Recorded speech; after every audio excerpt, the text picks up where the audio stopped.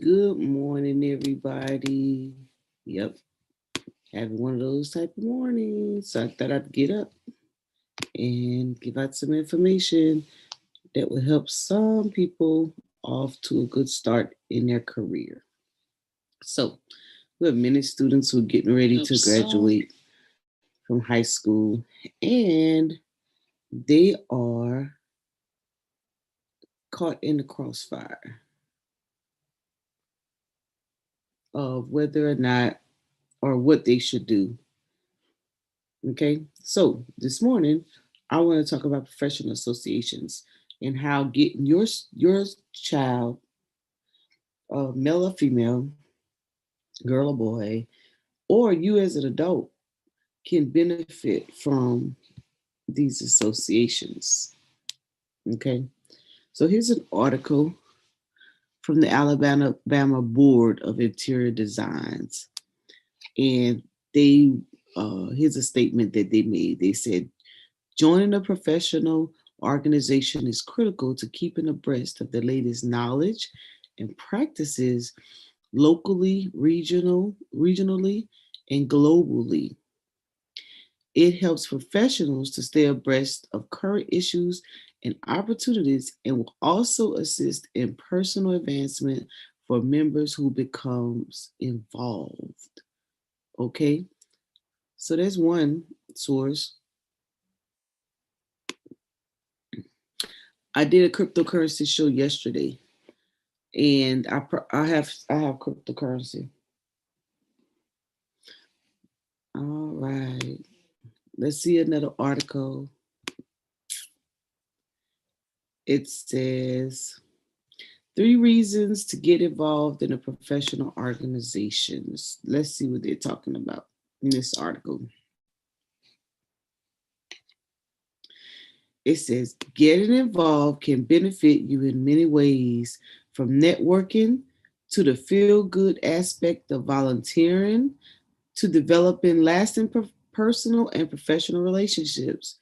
Yet, time is limited, and when a busy career and social life, you can't possibly get involved with all organizations in which you might be interested or with those who want you as a volunteer.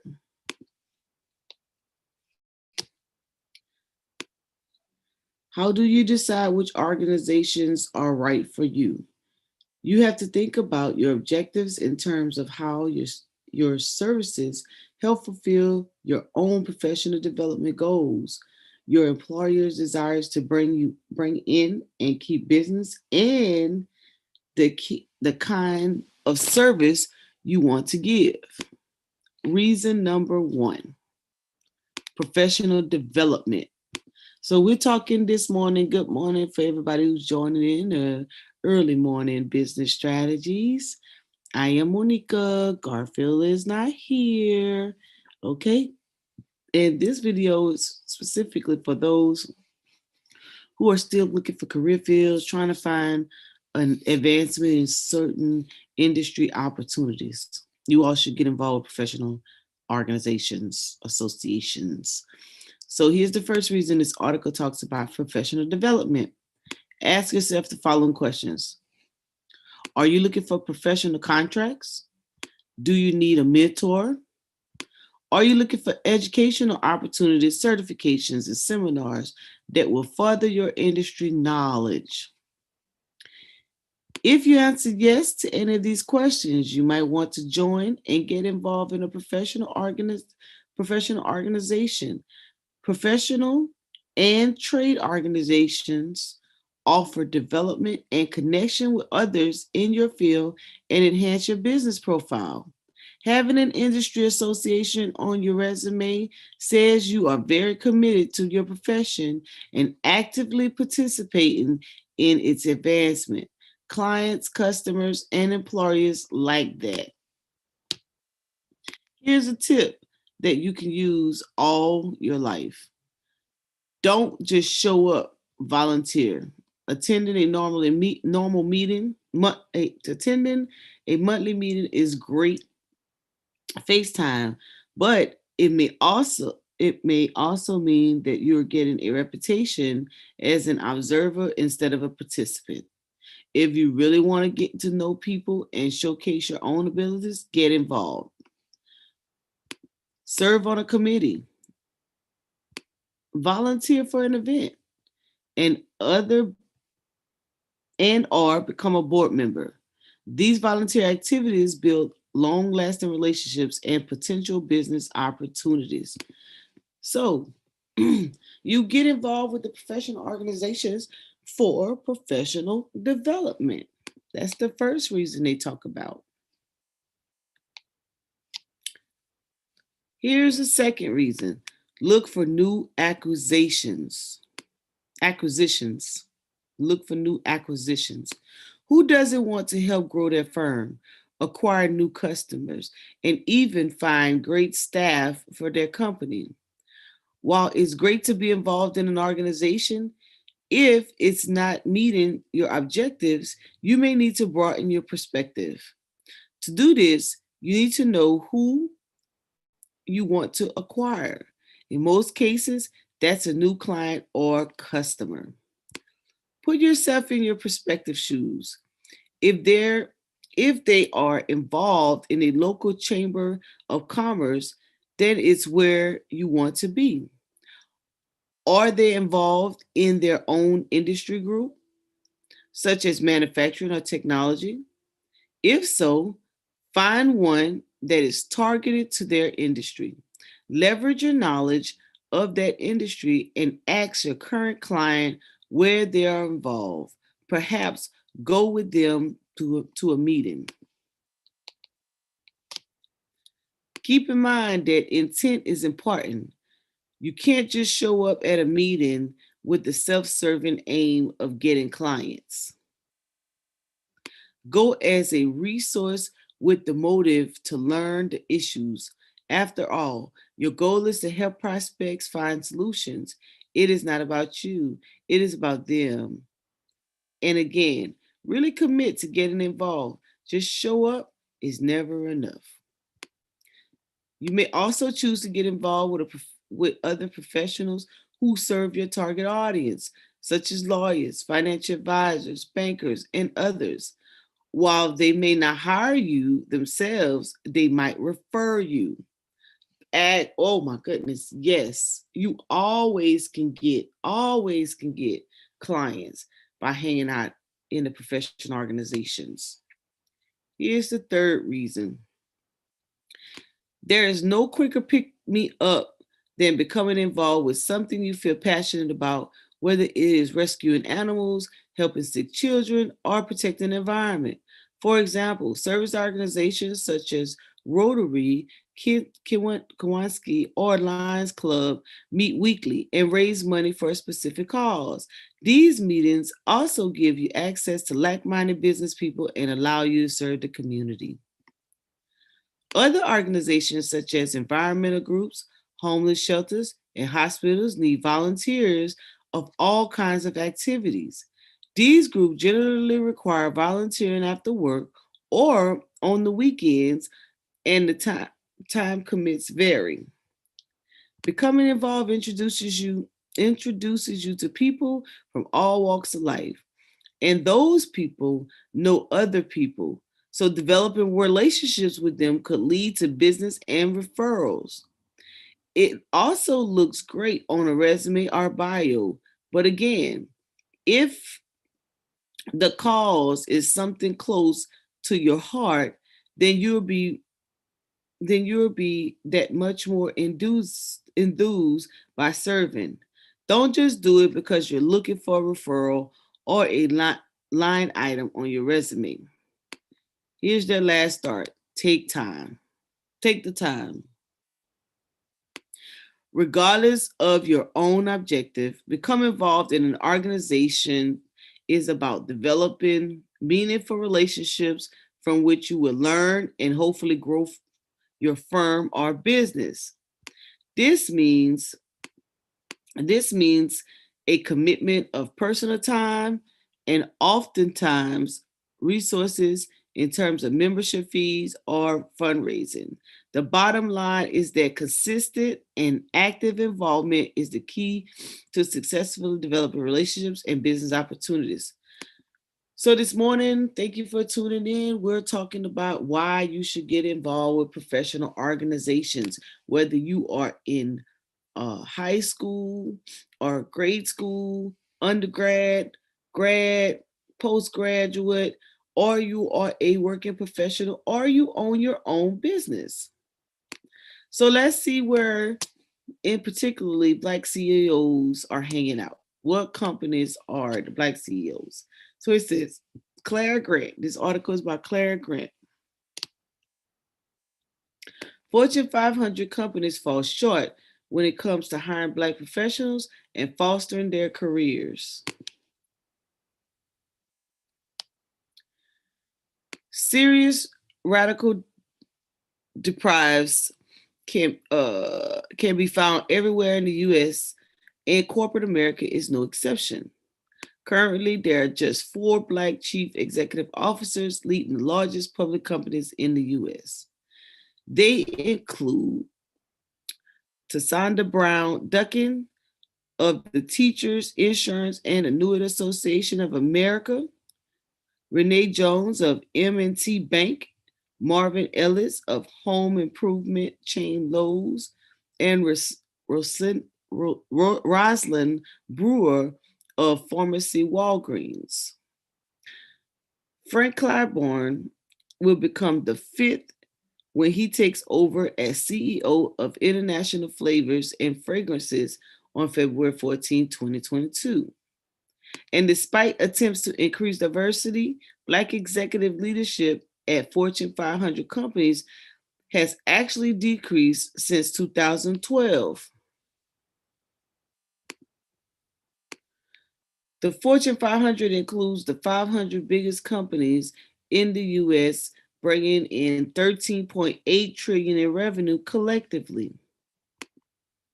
While many of these companies have committed to increase diversity and inclusion in hiring Black workers, may experience more prejudice in the office and more roadblocks to advancement in their careers, according to the experts.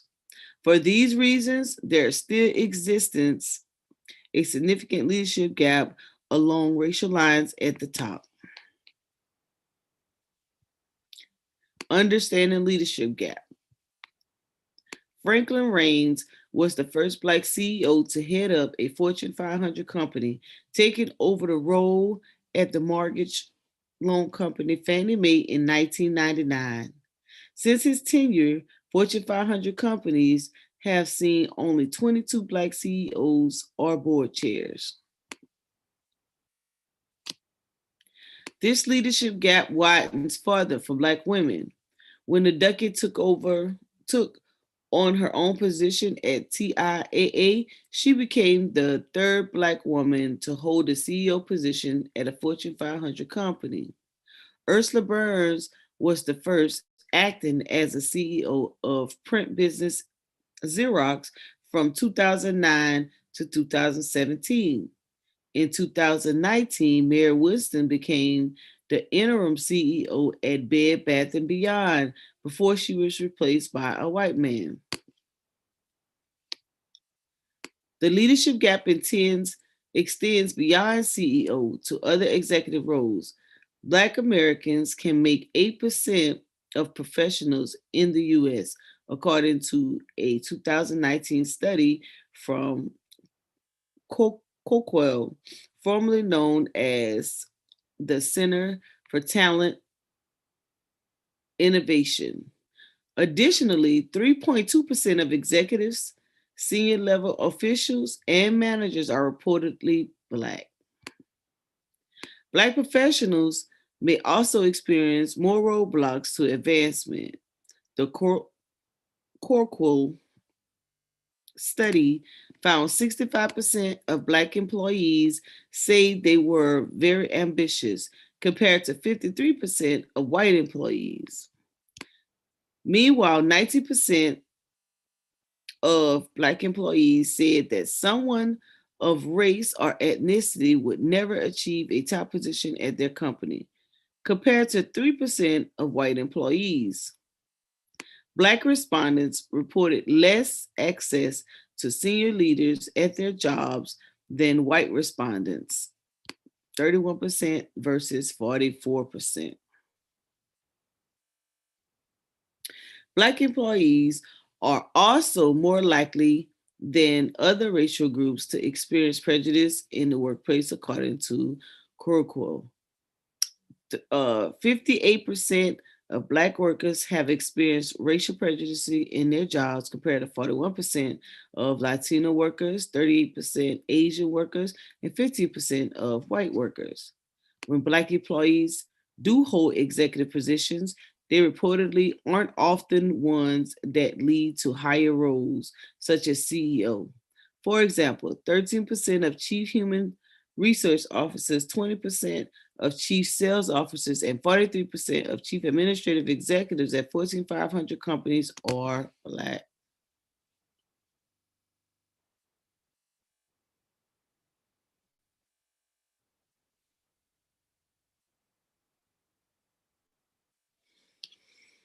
Let's see. All right. So, how companies can address leadership gaps? The lack of advancement for Black employees is often a failure on the part of organizations itself, says some experts. The biggest reasons why there's a lack of Black executives remain due to the lack of talent development, which leads to high retention rates, says Michelle Gome, founder of Line 25 Consulting, an exclusive marketing company based in Houston, Texas. All right, let me say this line again. So Michelle Gomes says the biggest reason why there is a lack of Black executives remains due to the lack of talent development, which leads to high retention. And I'll just stop this article right here. Development, lack of talent development. If you have a kid, if you have high school students or maybe friends and peers, you need to drill this in their head. Talent development. If you're trying to get a job, make more money, do different, have different roles in a company, you got to remain relevant. You can't remain relevant based on you doing your job and you could do it well. Joining these professional organizations helps you to stay in the know. Since I'm on and we talk about our folks all the time, let me share national Black associations. Uh, let's see here.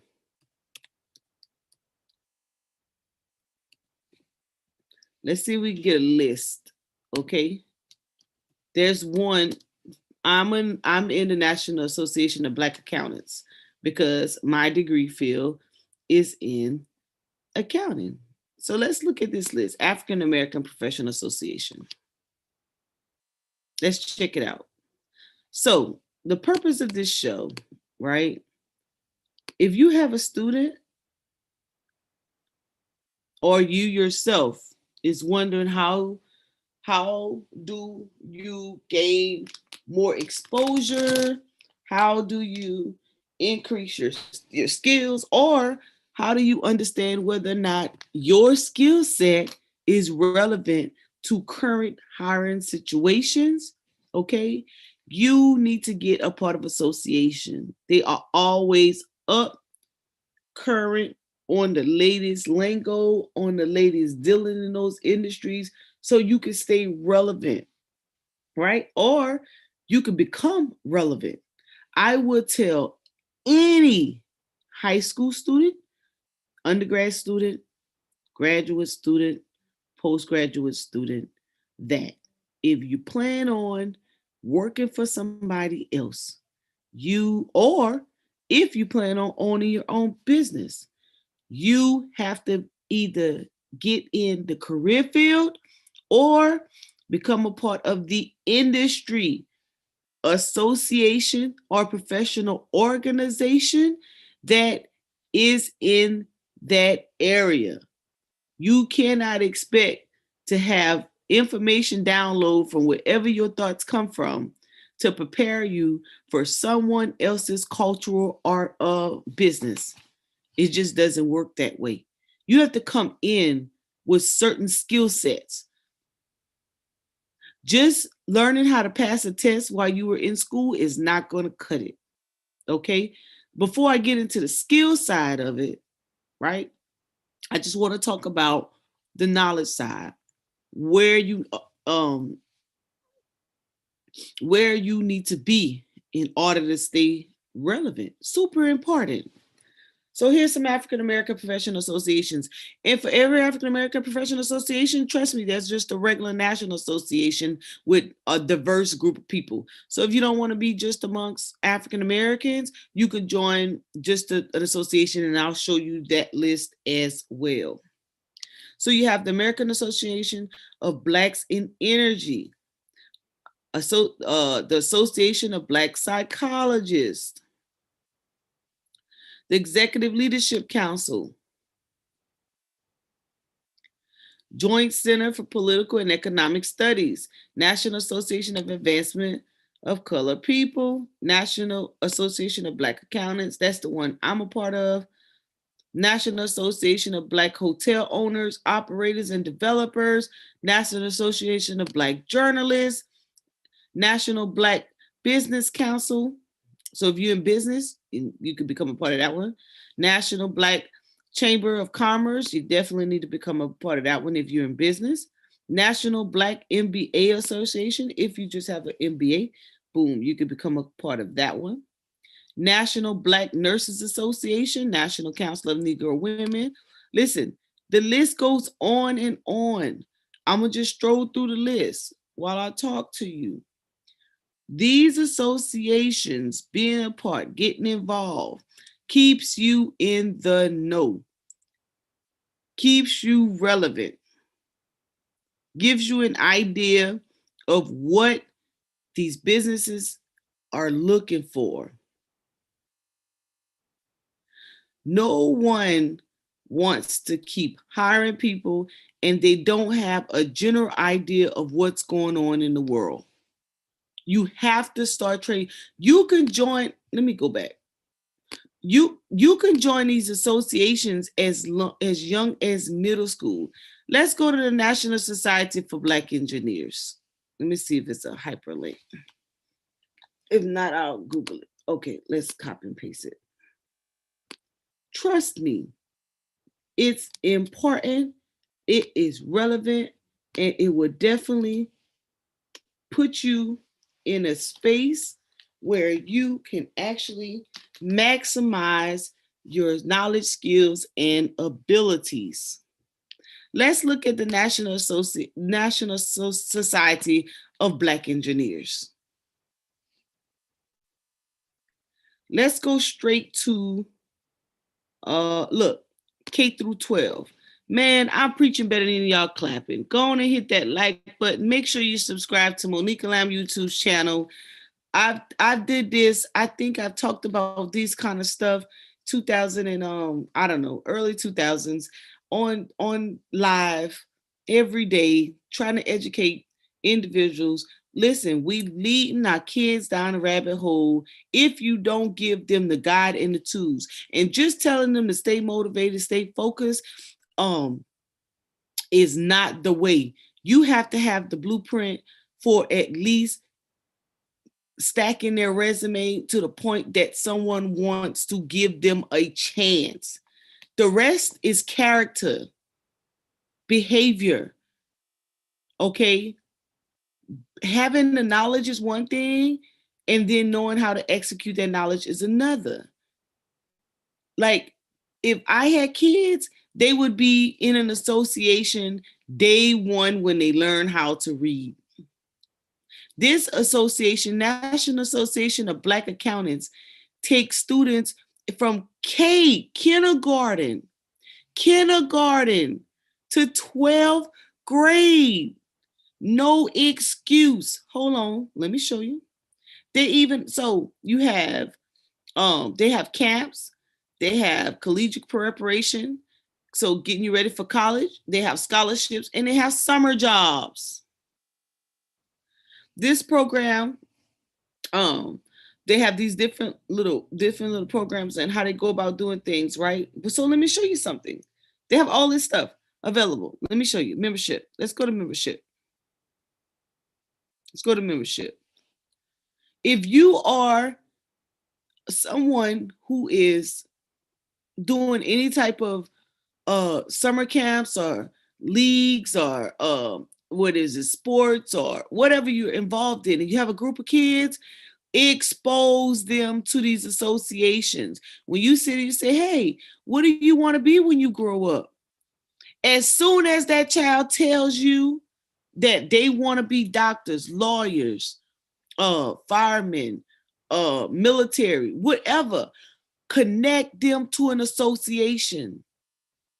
National Association of Black Engineers. Participate in the National Association of Black Engineers Pre-College Initiative, that's the PCI programs, by becoming a association junior member. All right. So the membership is available to all students grade 3 through 12. So if you're in the 3rd grade, if your child is in elementary, you have no excuse. If your child has already told you what they want to be when they grow up, you have an obligation to expose them. So if they're not feeling it by the time they get to 7th grade, you have the opportunity to expose them to a different association.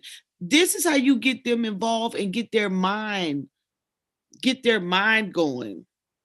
Prior to graduation, there should be no students coming out of high school saying they're not sure. None, zero. Unless every time you gave them these nuggets, they just turned off to it. And that's possible, right? It says, we encourage you to participate with our chapter. The NSBE junior chapters may be affiliated with schools, churches, or other community organizations. Use the search tool below to find a chapter near you. Or you can start one. Hey, check it out. Membership dues. Membership dues is $5 annually. That's $5 a year to get your people involved. Oh my goodness. Okay. There may be additional chapter and regional dues you may have to pay to be considered a fully active member. If you choose not to be affiliated with a chapter in your local area, you would be considered a member at large, classified by your geographical region. Members at large receive the same national benefits as those who belong to a chapter. The NSBE membership year spans August 1st to July 31st. Okay, that's the membership year. So look at some benefits. Oh my goodness. Okay. Listen, I encourage you to click and go and look. All right. Let's talk about, okay, so I talked about what are some things that could attract you. Let me show you what they do every year. They don't play with it. Let's go to events. Right? So every association do conventions or conferences. So the National Association of Black Accountants is on their 48th annual convention. It already happened. They did it March the 23rd through the 27th in Anaheim Convention Center in California. So every year they have a convention, right? Check it out.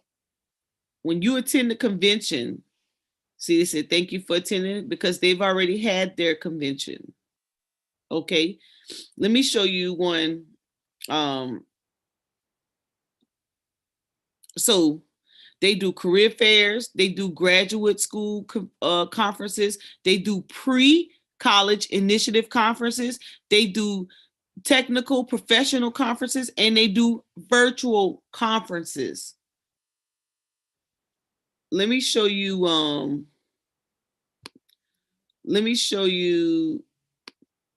so that's that one. Let me show you the nurses.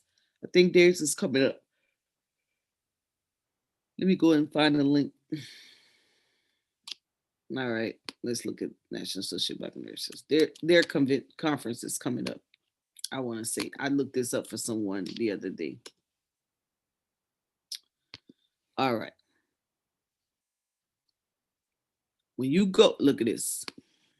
Don't ever say you don't know what to do, where to go. So here's the National Black Nurses Association. Let's go back. So their conference is coming up in Chicago in July 26th. They have their 5th annual conference coming up in July. All right. Here's where it's going to be located. Here's how you get involved. Non-members can register and members can register. Let's go back. Let's look at their membership. So you got membership. You have, you can start a chapter if there's not one in your area. They have a scholarship program. They have grants and awards, scholarships. They got lifetime members. Okay, a lot of our kids go in the healthcare program. Listen, oh my goodness. It's so, Lord, listen, I could share so much with you in reference to these professional associations. These are their sponsors. Get involved. Get involved. Get involved. Get your student involved. Okay. It's so noteworthy. So noteworthy. We have individuals out here who's ready to share. Ready to share. Just got to get involved, y'all. Just got to get involved.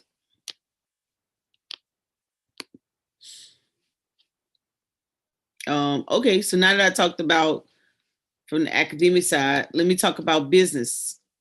Okay.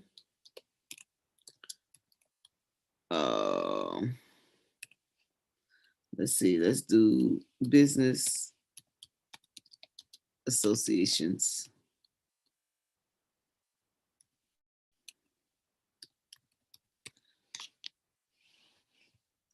I'm gonna do, let's see. So just like you have the national associations, you got associations for businesses as well that you can get involved with. You have, let's see, you definitely, if you in, you can go to a specific industry. Let's see, there's a lot of people, let's do cleaning. A lot of people get involved with cleaning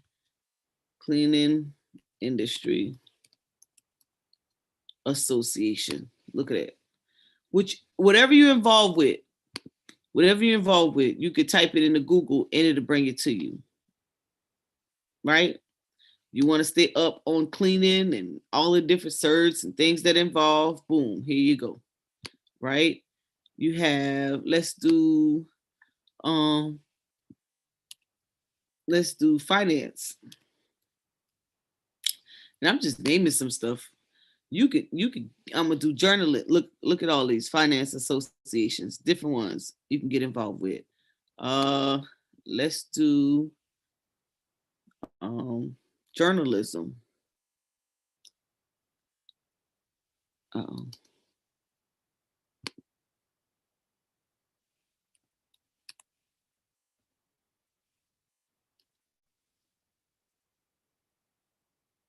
See, trade publication and association. Let's do author. See, it's so many writers associations, journalism, newspapers. It's so many. You just have to put it in the chat, put it in your thing. Let's do contractors. The contractors association. Bam. Got home builders, mechanical, remodel council. You could join. Oh my God, it's so much stuff that's out here. Um, let's do minority contractors association. Bam. You got your National Association of Minority Contractors, right? You want to learn that stuff and stay in the know. Oh my God. Let's do transportation.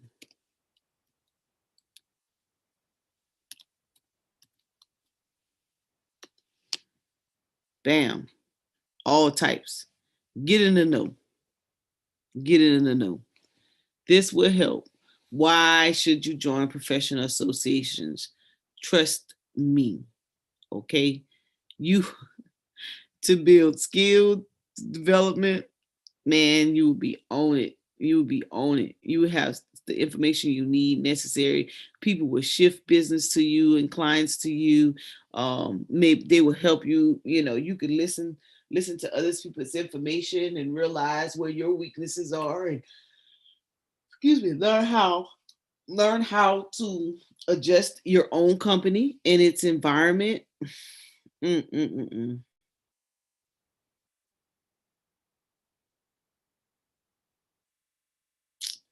Chamber of Commerce in your area,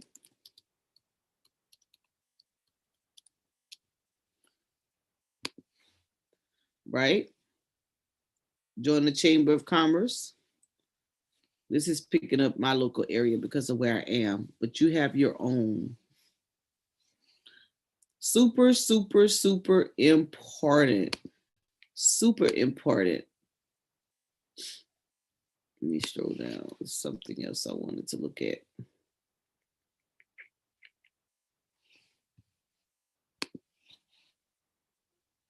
Advancing Black-Owned Businesses by Sarah Netter. Here's how Black Americans are overcoming biases to build successful businesses. Keeza Williams is a successful entrepreneur whose passion is supporting, training, and promoting other Black entrepreneurs so that they don't face the type of workplace discrimination she says she experienced, discrimination that is all too common. Williams was once a federal government employee with a high security clearance, as well as multiple promotions and professional recognitions. About a decade ago, she says she was living the definition of success that was set up by her mother, a 42-year-old federal government employee who was honored by President Barack Obama upon her retirement. But the ground fell out from under her, Williams says, when her department changed bosses. Always an issue. Always an issue. You got to be ready when bosses change, or supervisors change, or top management change.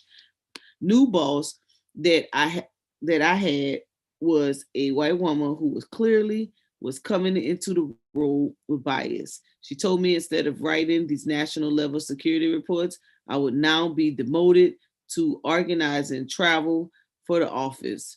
Williams said nothing that she was noting that she was the only Black woman in the office. I did that for 3 months, and then she came back to me and said, I think this is too complicated for you. And I got demoted again to making badges for people who visited the office, Williams said. Then another 3 months passed, and I was demoted yet a third time, and that was to badge people out of the ladies and the men's bathroom. Man, she crazy as hell. That professional fell from grace, as she calls it, led to her quitting her job in 2014 and finding her passion, becoming an entrepreneur and promoting Black entrepreneurship and Black job creation so that she and other Black professionals could break out from having their only stream of income controlled by a boss or employer that may or may not treat them fairly. Williams, based in Washington, D.C., is now the chief executive officer and founder of Black Upstart, a pop up training school that has trained more than 550 Black entrepreneurs since 2016 in several cities such as Atlanta, Baltimore, and helped secure more than 3.75 million in financing. She also manages United Negro College Fund Entrepreneurship Initiative. The people who didn't have capital in a capitalistic economy will remain economically weak, she said. I think that entrepreneurship is the road to economic independence. That road, however, is a rocky one. According to the 2001 Small Business Credit Surveys reported on businesses owned by people of color, Black-owned businesses continue to lag behind white-owned companies and have more acutely felt the effects of the pandemic. 85% of Black-owned businesses reported a decrease in revenue during the prior 12 months compared to 75% of white-owned businesses. 77% of Black-owned companies said that they were experiencing poor or fair financial conditions versus 54% of white-owned companies. 67% of Black-owned firms introduced their operations because of the pandemic, while 54% of white-owned firms did the same. Challenges of Black entrepreneurs. Starting a business is hard enough, but Black entrepreneurs can face additional challenges, biases, and obstacles that their white counterparts do not, including higher interest rates and potential discriminations at traditional banks and leading companies. You ask any small business owners, they will say access to capital is their number one concern. But if you ask an African American, they'll say their top one, two, or three concerns are access to capital. Ron Bizu, President and CEO of U.S. Black Chambers.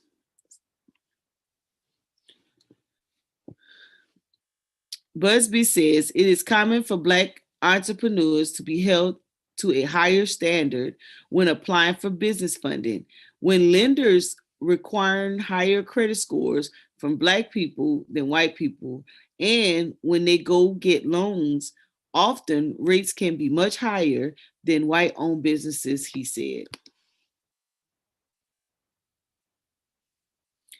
In the USBC statement put out in 2020, Busby points to the story of Freddie Lee James Jr., a St. Louis, Missouri entrepreneur who was denied a business loan from a bank, even though he had a credit score around 750 and his product, homemade barbecue sauce, generated about $200,000 in profits and was sold in 1,000 stores, including major retailers like Home Goods and Hy-Vee. Overcoming barriers. Williams points to historical Black entrepreneurs, including hair products entrepreneur Annie Malone and bank president Maggie Walker, as inspiration for how today's entrepreneurs can push through racist and discriminatory practices to create and fund companies and then hire and train employees. There is a Black history entrepreneur blueprint that Black people could follow to be very successful, she says. Without looking at other entrepreneurs who are Black who were successful but didn't have obstacles of racial and discriminations to overcome. Some major financial institutions are paying more attention to Black business community, including JP Morgan Chase advancing Black Pathways initiatives and Capital One training programs on unconscious bias and micro behaviors. And spurred by protests during the summer 2020, some banks have responded to criticism that they've exercise discriminatory lending practices. For example, Citigroup, JP Morgan Chase, Bank of America promised lower fees to Black and minority companies leading companies seeking supply chain financing.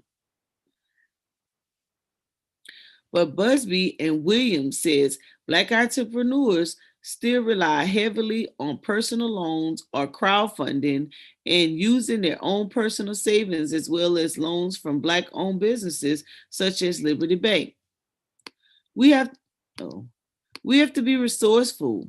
We have to look harder, and we really have to have our own information together when we go to these financial institutions. Busby says it is a high challenge for Black business owners.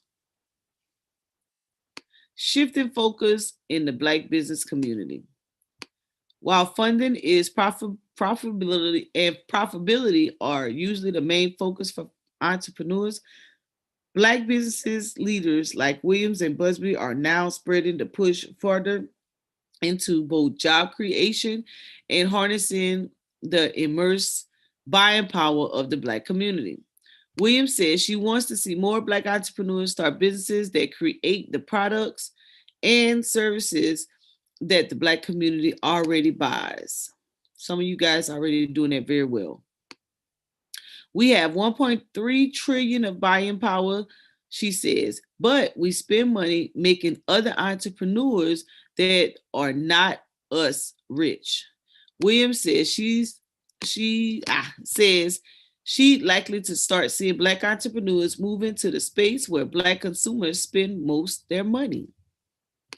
1.04 billion on non-refrigerated juices and drinks, 829.8 million on detergents, 152 million on women fragrances, and 136.8 million on cookware.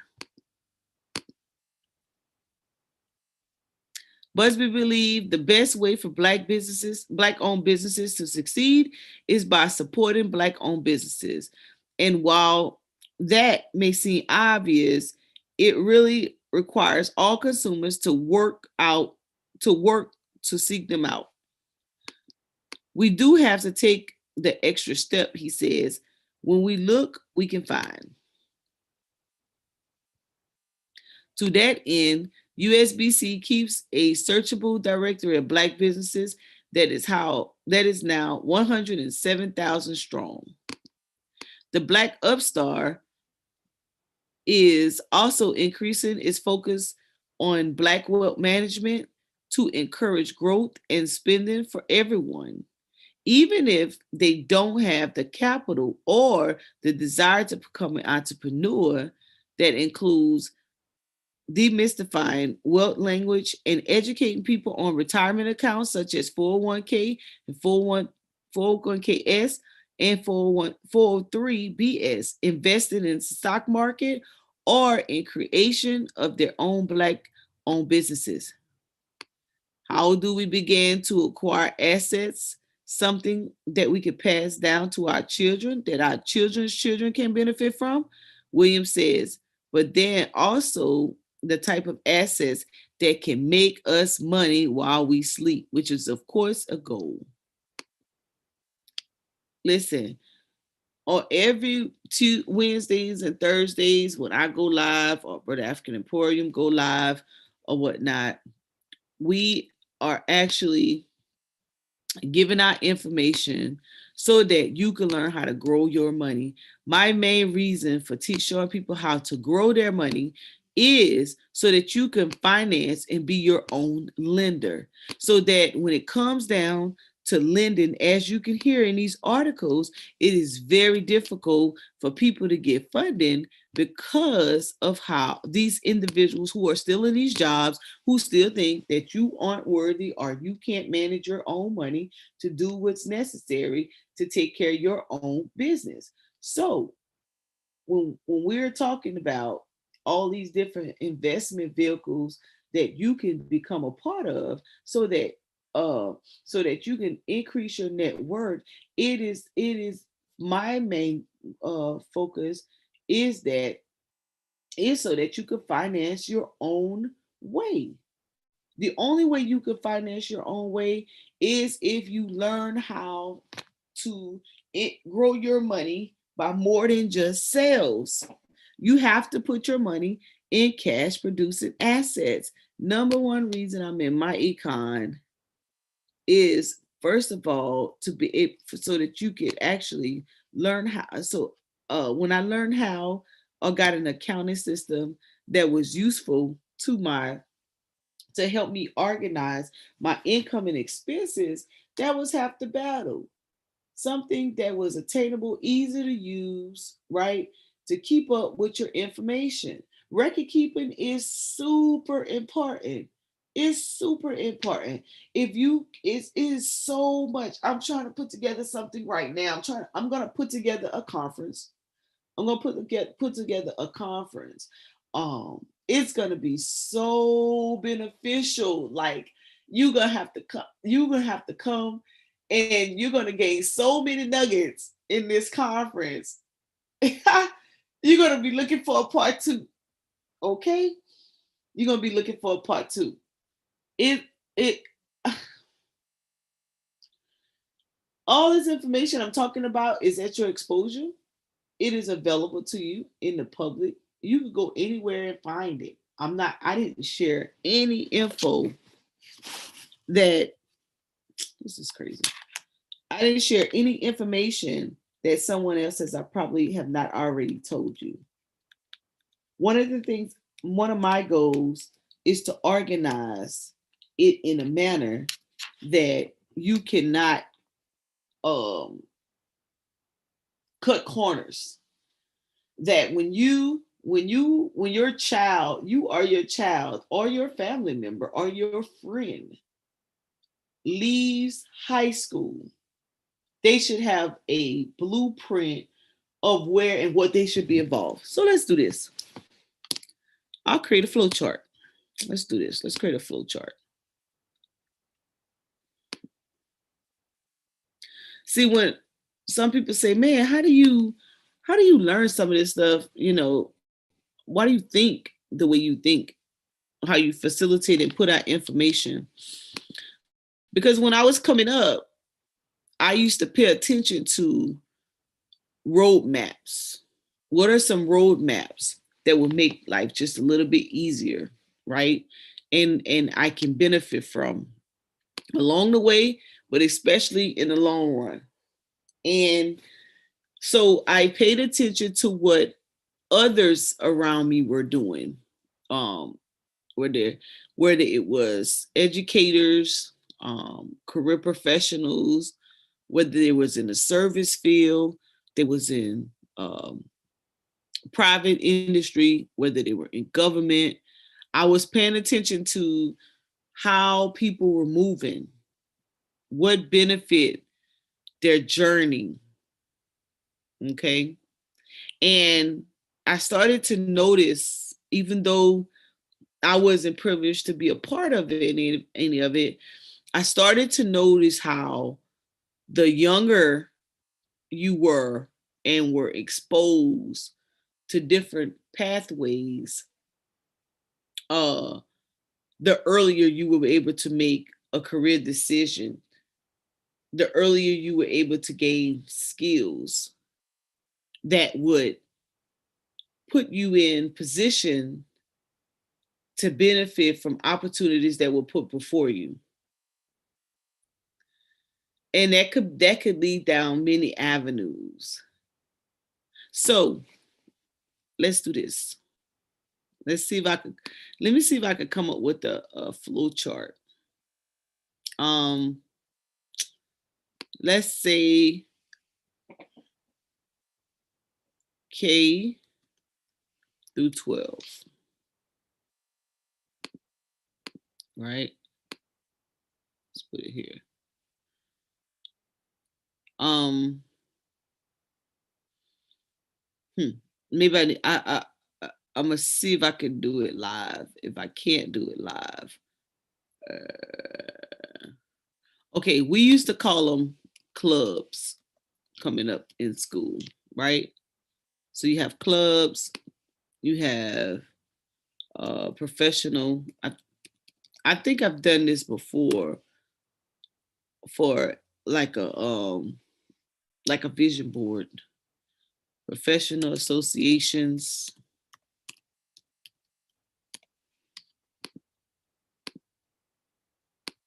right? Um, I may need to take my time and do this because I don't want to mess it up. Yeah, that's what I do. I take my time and do it. So today I really don't have anything to do this weekend. So I'm really on just sharing information that people that can be useful. You know, my niece contacted me. She said, she got accepted in Southern University. She's going into the nursing program. And that's like, you should be a part of the Nursing Professional Association. And this summer, you should be volunteering with them. You should be being concerned with how you're going to fulfill your financial obligation to attend college. Because if you were a part of these particular organizations, and I can tell you, if you speak to one of these association or organization leaders, they're going to say, man, it is so hard to get students involved or get them volunteering. Like, we have money for scholarships, but they won't come. Imagine that. You got hundreds of students graduating of high school in this coming May, between May and June. And if you did a survey of how many are part of an association, it would be tear dropping. It's either going to be 0 or less than 1%. And that right there is a problem because the information is there, it's available. Now, if you ask how many of them want to join a Greek, a Greek organization, you'll have a high number of heads go up. Your professional associations, to me, are more important because you can gain knowledge, skills, and abilities. Let me put that in the chat. That's where I wanted to go next. Knowledge, skills, and abilities. Right? If you don't have information, everybody needs to know Microsoft Suite. It's not going nowhere. You have to pay for it. Word, Excel, and PowerPoint at a minimum. At a minimum. You can't talk about you want to be a manager or something and you don't know how to train. You don't know what tools you can use to train people. Oh man. Okay, I have some work to do. I want to put together a PowerPoint so I can drill home my point of what you could be sharing that can lead these individuals into a possible successful journey coming through high school, undergrad, grad, and postgraduate, or into. I used to do this into a job or entrepreneurship or military. I used to do these workshops, and it was called Train Transition Relationships and Innovative Networking, with a subcategory of Spreading Your Wings. And I used to teach them on how to transition from high school, college, the military, entrepreneurship, and PowerPoint debate, right? And so that young people can understand that. I'm gonna tell you, the average adult don't even know how to fill out an I-9. You guys doing summer camps this summer? Teach them how to fill out an I-9, a W-4, and an application. Let's start there. We're putting the cart before the horse. You're not getting in the door filling out these applications and putting acronyms on them, okay? or we can't understand your handwriting, and y'all wondering why applications going online. I don't want to do an app. I don't want to apply for a job because you got to do it online. I don't like computers. You're doing it online because y'all writing skills are horrible. You can't even read it. Oh, let me stop. I'm about to ruin my life. I'm about to ruin my life. Oh my gosh. Okay. I'm sorry. I wanted to just talk about the fact that professional associations are important to your professional development, to your networking, and to enhancing your knowledge on the industry that you want to be a part of. That's all. I didn't mean to get on a whole little rant, but it's so funny. I did a summer camp, and I taught middle school. You had to be working age, so 15 years and the 15-year-old and up. The only thing I did in the summer camp is teach them how to fill out employment forms and teach them how to fill out lending applications. That's all I taught. That's all I taught. You would be surprised who don't know their own address. Teach your kids their address. You'll be surprised how many 18-year-olds do not have an ID card. Once you make 18, you moving around and you traveling, you better have an ID card on you. You cannot be in any state more than 30 days without identification.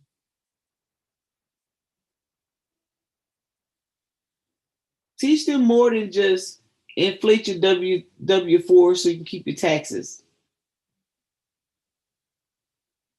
They don't even do allowance. Let me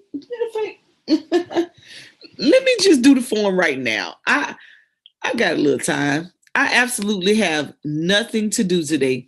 Let me educate. You know what? I'm gonna cut this stream and I'll probably just let me just add it on. It's no big deal. All right. Teach your kids this. Little high school graduates, they're getting ready to get out. They probably, going to work somewhere. Maybe let me talk to my little entrepreneurs, those who are not going to college, those who are not joining the military. All right. You're going out there and you're going to start your business.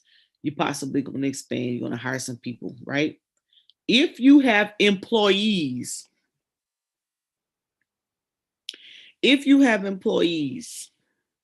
okay, meaning you're going to withhold taxes, then those employees in your personnel, let me do this.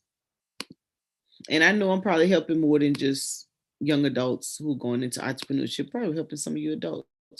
I'm gonna give you this one. I'm gonna give you this one for free. All right? Because some of y'all, I hate when this happens. Employees versus contractors. All right. You talking W-2s versus 1099. I got employees. I 1099 my employees. They're not employees. They're contractors. Let me get the definition. Stop using the wrong terms. Y'all drive me crazy. Employees versus contractors. I'm gonna shift gears and I want to talk to just my individuals who starting businesses. My brother African Emporium, peace, power, and profit to everybody in the chat listening in on this Saturday morning. Y'all probably like, what is this girl doing? Listen, I just felt like sharing information. Here we go. So peace to everybody who's joining in. Okay. Anytime you want to understand something, go to the source, government, or agency that it's important to. And independent contractors versus employees is important to the IRS because of taxes, because of money. It says it is critical that a business owner correctly determine whether the individual providing services are employees or independent contractors.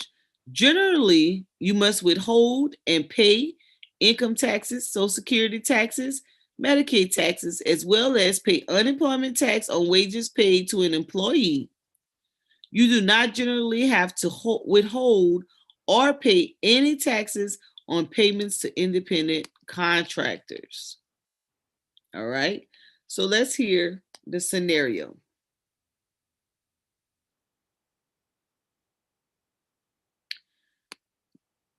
I'm an independent contractor or in business for myself. If you are a business owner or contractor who provides services to other businesses, then you're generally considered self-employed. Okay. I hire or contract with individuals to provide services to my business. If you are a business owner, hiring or contracting with other individuals to provide services, then you must determine whether the individuals providing services are employees or independent contractors. All right, so let's keep it moving. Determining whether the individuals providing services are employees or independent contractors. Before you can determine how to treat payments you make for services, you must first know the business relationship that exists between you and the person performing the services. The person performing the services may be an independent contractor, an employee, common law employee, a statutory employee, a statutory non-employee, or a government worker.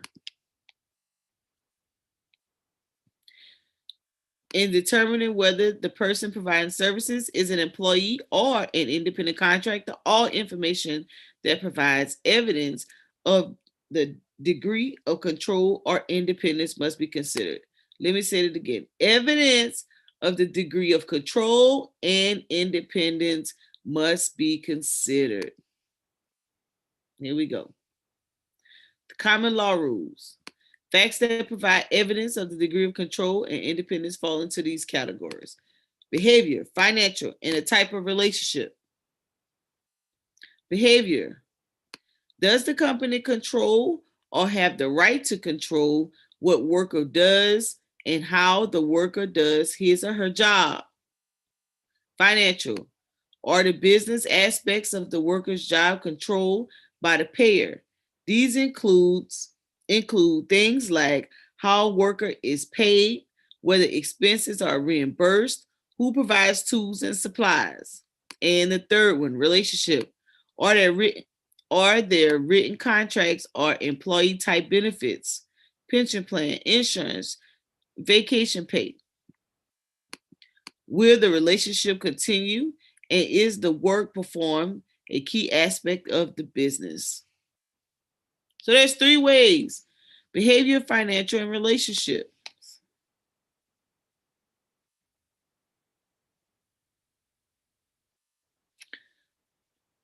So now that we've established that, so employees,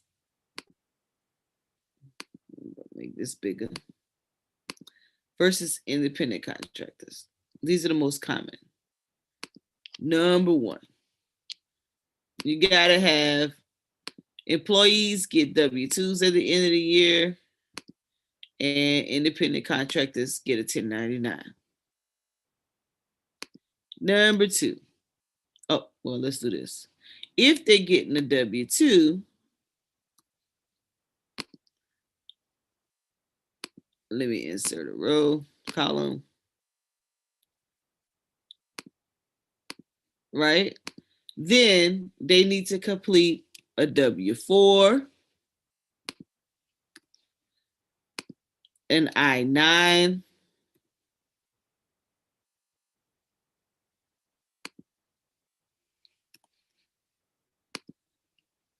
offer letter. We're gonna sign that. Employee handbook.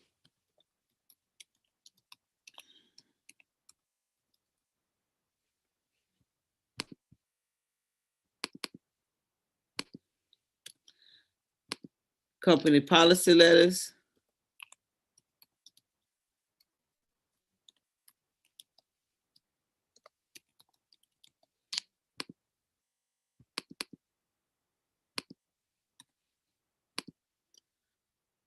company training certificates.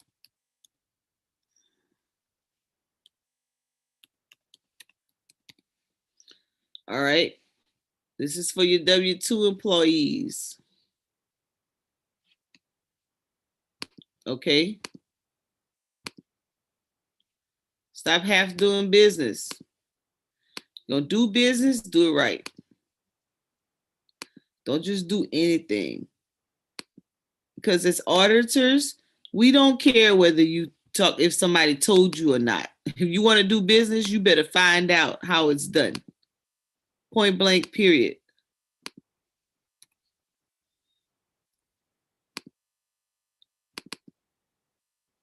All right. Independent contractors.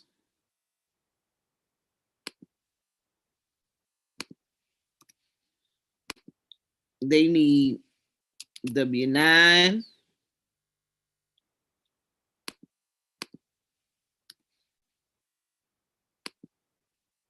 Oh, I forgot. Let me move this down. Forgot one thing.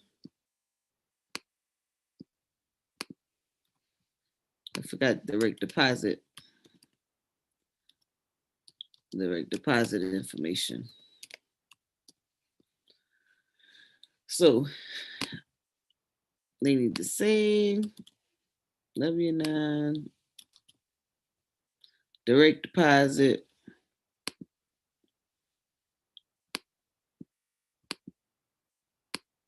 One more thing, the ID cards. ID card. And then over here, I would also say ID card.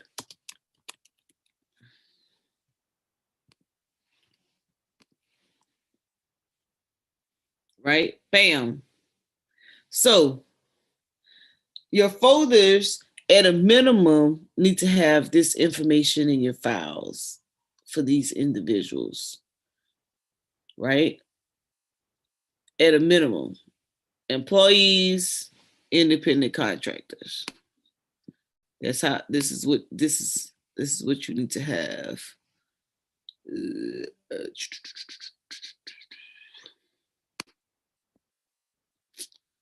Let's see. Yep, I want to merge that like that. Okay.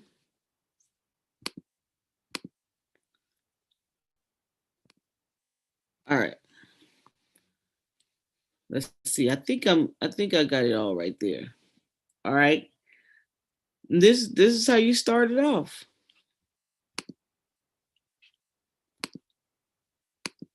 What else can go over there? These are the documents that you need to have. Make sure you have. Okay. Just like that. Not that hard.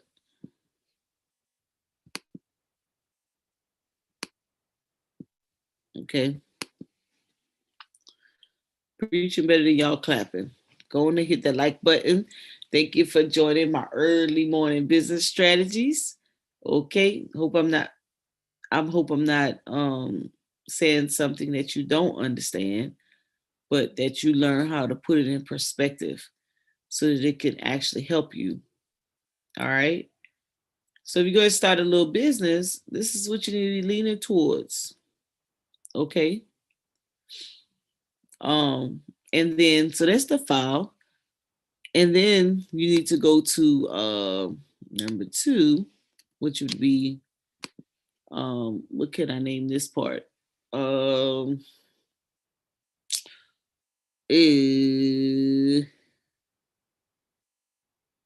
Agencies. Let's do that. So you need to have, you're going to have employees, you got to visit Department of Revenue.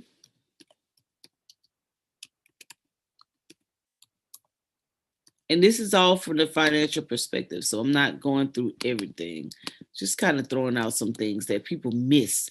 These are the last things people talk about. They don't even look at this part. They go get their little incorporation paperwork. They go get a business license, honey. They get them some money and they have at it. And they just do anything. Don't even think about it. I don't even think about the administration part. Department of Revenue, Department of Labor. Oh, you mean to tell me I've been talking this whole time? Thank you, but I'm over here typing to myself. My bad, y'all. My bad. Thank you, Oba. I always can look out, somebody look out for me. I thought I was sharing my screen this whole time. Okay, there you go, you guys. I'm sorry. I was typing this stuff and I thought I was sharing. Let me make it a little larger so you guys can see. I'm sorry. Thank you. Oh, thank you. Thank you, Brother African Emporium. Like, you're not sharing your screen. Okay. All right. So this is what I was talking about. These are your personnel files. They need to look like this. Earlier, I wasn't sharing, of course. I was reading from the IRS website on employees versus independent contractors versus employees. So this is where I was getting that information from. And then I went to this Excel sheet and kind of said, okay, this is what your files need to look like. If you have employees at a minimum, you need to have this. If you have independent contractors as a minimum, it needs to look like that. Okay. If you have employees, these are some of the things you're responsible for. Department of Labor is the other one, or the Employment Commission. Or let's see, some people is Employment Commission. I don't know what it is in your town. Because you have to pay unemployment tax. So you got income tax and you got unemployment tax. So I should have put a space right here.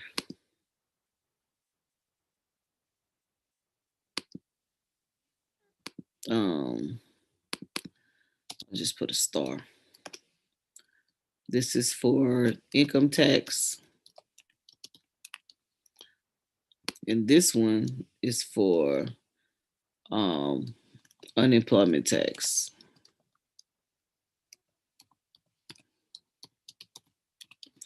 All right, so boom, there you have it. There you have it, you guys. All right, so if you're thinking about, starting your business, this is what you need to have in your forefront of your mind at a minimum, okay? If you're not doing this, you're subject down the line when you expand and all that great stuff of them coming back to the very first time you was in business, scrutinizing your business, troubleshooting you based off of these items. And this is just some. This is not all. This is just me thinking off the top of my head, just to throw out some things. If you're young, you're getting ready to start a business, what do you need to know?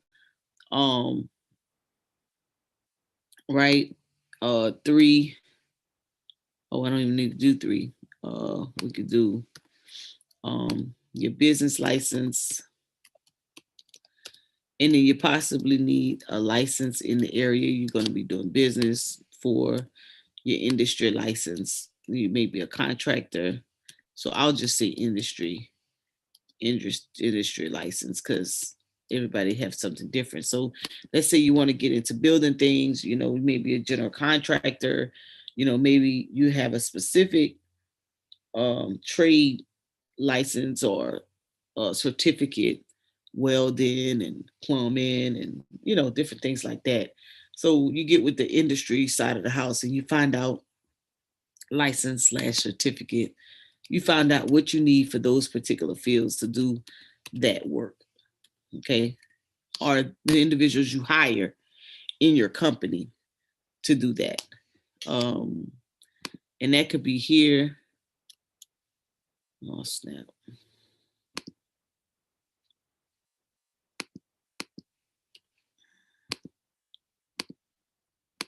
This one could be there, or it could be over here. Let's see.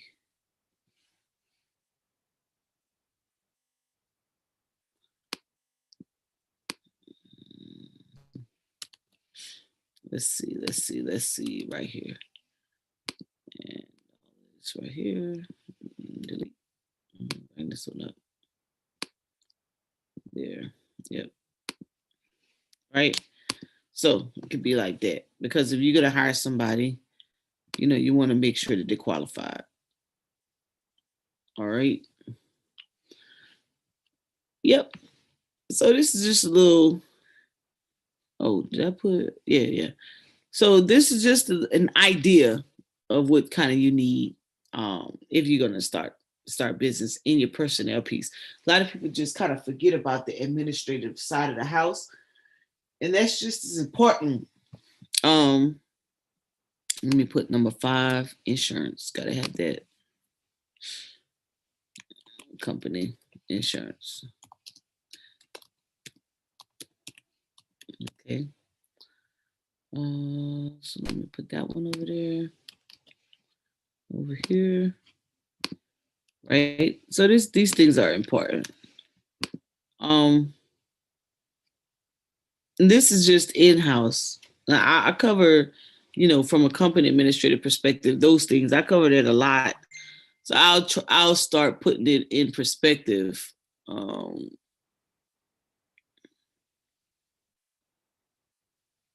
Yeah. So I'll start putting it in perspective. But so if you're gonna start a business, these are the things you need to understand and know. And guess what?